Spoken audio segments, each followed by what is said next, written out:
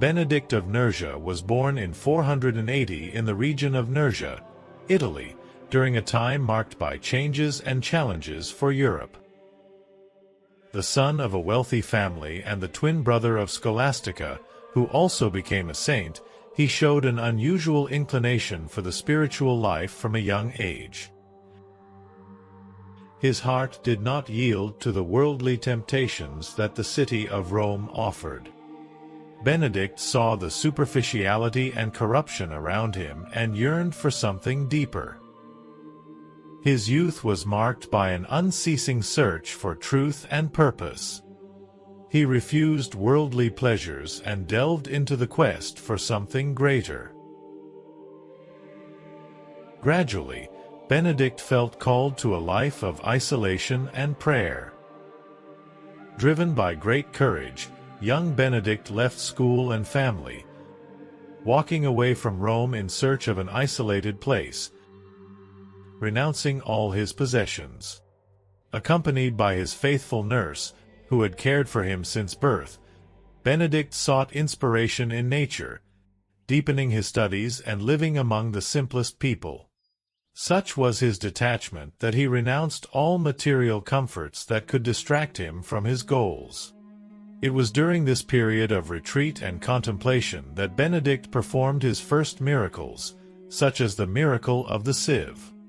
One day, his nurse borrowed a sieve, a kind of clay vessel with holes used for cleaning wheat, from the neighbors and accidentally broke it into 2 pieces. The venerable Benedict returned home and saw his nurse crying in despair. Moved by great compassion, he gathered the pieces and, in tears, prayed. When he finished praying, he opened his eyes to find the sieve restored to its original condition.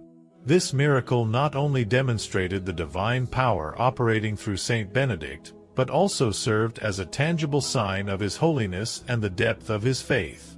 After the miracle became known, around the age of 20, Saint Benedict decided to renounce worldly life and set off alone to live in a remote and inaccessible cave on the slopes of Mount Subiaco.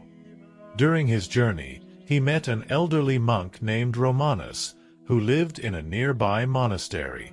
Benedict confided his plans to Romanus, who promised to keep them secret and helped him adopt the monastic lifestyle, offering spiritual guidance and religious practices. However, there was no direct path between Romanus's monastery and Benedict's cave, as a rocky slope blocked the way. Romanus improvised a method by lowering bread on a rope with a bell at the end for Benedict to signal the arrival of the food. According to Saint Gregory, the devil tried to sabotage this benevolent act by knocking down the bell with a stone, but Romanus continued to help Benedict as best he could. After 3 years of hermetic life dedicated to prayer, reading, meditation, and spiritual development, Benedict was discovered by shepherds searching for their lost goats. Impressed by his kindness and wisdom, the shepherds began to visit him regularly for advice and prayers. Benedict's reputation for holiness soon spread throughout the region, attracting young converts who wished to follow his example. Realizing that God's will called him to a life beyond that of a hermit, Benedict decided to leave the cave.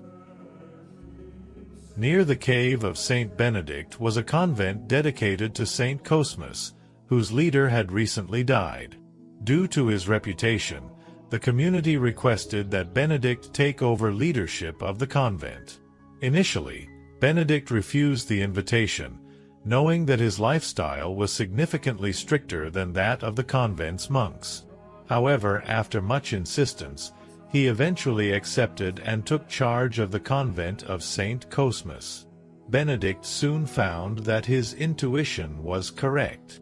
The disciplined way of life he implemented began to trouble the other monks, who were reluctant to abandon their unruly habits.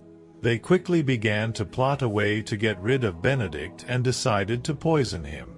They mixed poison into his wine and, as usual, presented the drink for him to bless. Benedict extended his hand, made the sign of the cross, and the vessel cracked and shattered. At that moment, He immediately realized what had happened. Calmly and clearly, Benedict addressed the brothers, saying, "God have mercy on you, brothers. Why have you done this? Before accepting the invitation, I warned you many times that my ways do not harmonize with yours. Find a leader who matches your way of life. From now on, I am no longer responsible for this house."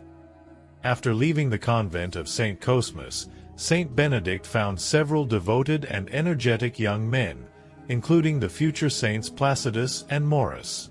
They decided to migrate together to the region of Naples, where, with great effort and community support, they built their first monastery at the foot of Monte Cassino. Benedict's goal was to make this monastery a model for the West. With the exponential increase in vocations due to Saint Benedict's reputation for holiness, many young men joined them, necessitating the construction of more monasteries, totaling 12 small monasteries founded by Saint Benedict. He adopted the famous phrase, ora et labora, in English, pray and work, as the motto for the entire order. Saint Benedict's reputation for holiness and exemplary life became widely known among people, which aroused deep envy in Florentius, a local priest. Driven by intense hatred for Abbot Benedict, Florentius began a campaign of defamation, even preventing others from approaching Saint Benedict for advice. His envy was so intense that he went to the extreme of plotting Saint Benedict's death. Driven by this malicious desire, Florentius gifted the abbot with poisoned bread. Saint Benedict, immediately sensing the priest's intention, ordered a crow to carry the bread away, which it promptly did. Saint Benedict, whose heart reflected the kindness of Jesus Christ, his master, wished no harm even to those who hated him. He interpreted the incident as a divine sign to move on, leaving his monastery for the top of Monte Cassino. Florentius, feeling triumphant, watched Benedict's departure from his house's terrace, but suddenly the terrace collapsed, and Florentius met his death. One of Benedict's disciples, Saint Maurus, asked the master to return, as the enemy was dead. However, Saint Benedict wept for his enemy's death and for his disciples' joy, imposing a penance on him for rejoicing at the priest's death. After a thorough study of the rules of life of the Eastern monasteries, Saint Benedict wrote around 534 what would become known as the Rule of Saint Benedict, a book with 73 concise chapters. This rule emphasizes silence, prayer, work, contemplation, fraternal charity, and obedience. Thus, the renowned Benedictine order emerged, which still follows the same rule established more than 1,500 years ago. At the age of 50, Saint Benedict settled at Monte Cassino, where he began constructing the Monte Cassino Monastery, which became the epicenter of the Benedictine message, represented by the cross and the plough. From there, Saint Benedict's proposal began to spread remarkably. Benedictine monasteries became centers of reference, producing numerous saints of the Catholic Church. In total, there were 23 popes, 5,000 bishops, and about 3,000 canonized saints who emerged from these monasteries. Saint Benedict of Nursia died in Monte Cassino, Italy, on March 21, 547, and was canonized in 1220. The Medal of Saint Benedict is a sacramental recognized by the Church, with great power of exorcism and one of the greatest symbols and legacies left by the saint. Its symbolism is of great importance to the Catholic Church and all the faithful who use it with faith and devotion. The first medals were produced in the Monte Cassino Monastery and featured the cross, a frequent symbol in Saint Benedict's life, including in the instances when he avoided his own death. The oldest medals bore the image of Saint Benedict surrounded by the phrase, "May we be protected by your presence in the hour of our death." In more recent versions, this phrase has been replaced by, "May the Holy Cross be my light."